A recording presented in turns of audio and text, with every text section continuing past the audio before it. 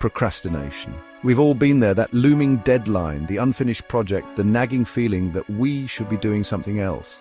It's a universal experience, a shared struggle that transcends age, profession, and personality type. We know we should start, we intend to start, but somehow something always seems to get in the way.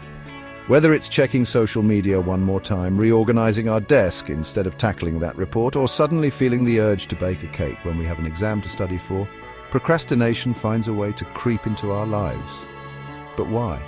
Why do we sabotage our own best intentions, even when we know it will only lead to more stress and regret later? The answer, as it turns out, is more complex than simply being lazy or lacking willpower.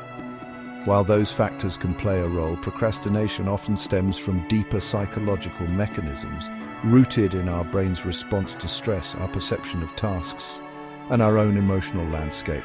Understanding these underlying factors is key to breaking free from the procrastination cycle and unlocking our true potential.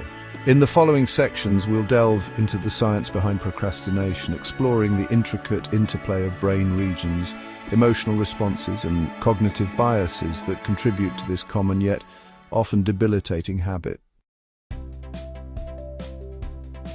At the heart of procrastination lies a fascinating battle within our brains. The amygdala, responsible for survival instincts, triggers stress hormones when we perceive a threat. These hormones cause physiological changes like increased heart rate and shallow breathing. Useful in the wild, this response is less helpful with modern tasks. The prefrontal cortex handles planning and decision-making. It helps us prioritize long-term goals over immediate gratification. Procrastination is the amygdala hijacking the rational prefrontal cortex. Stress overwhelms our ability to think clearly. We choose immediate pleasure over tasks that trigger fear. While the amygdala's fear response plays a significant role in procrastination, it's not the whole story. The way we perceive tasks, our beliefs about our abilities, and our overall stress levels all contribute to the likelihood of procrastination.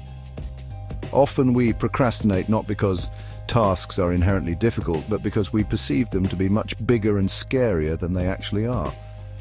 This distorted perception can stem from various factors such as past negative experiences, perfectionistic tendencies, or a fear of failure.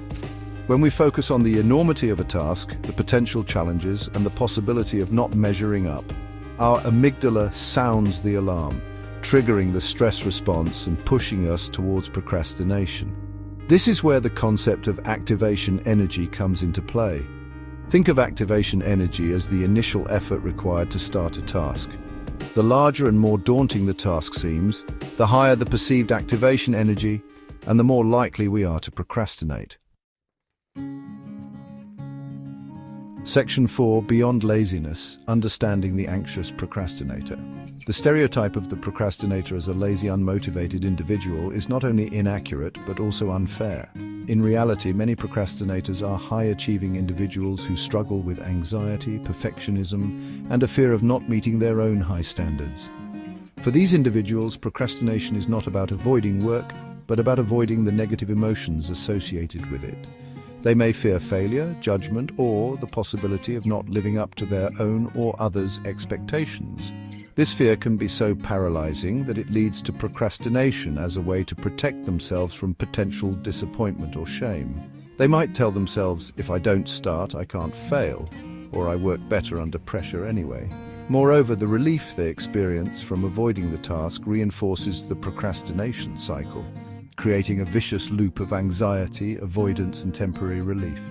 This type of procrastination, often referred to as anxious procrastination, can have serious consequences for one's mental health and well-being. Section 5. Breaking free: practical tools for taming procrastination. Understanding procrastination is crucial, but practical strategies are key. Break tasks down into smaller chunks. Schedule tasks like important appointments. Create a distraction-free workspace. Reward your efforts and practice self-compassion. Breaking procrastination is a journey, not a destination. Experiment with strategies to find what works best for you. Regain control of your time and achieve your goals.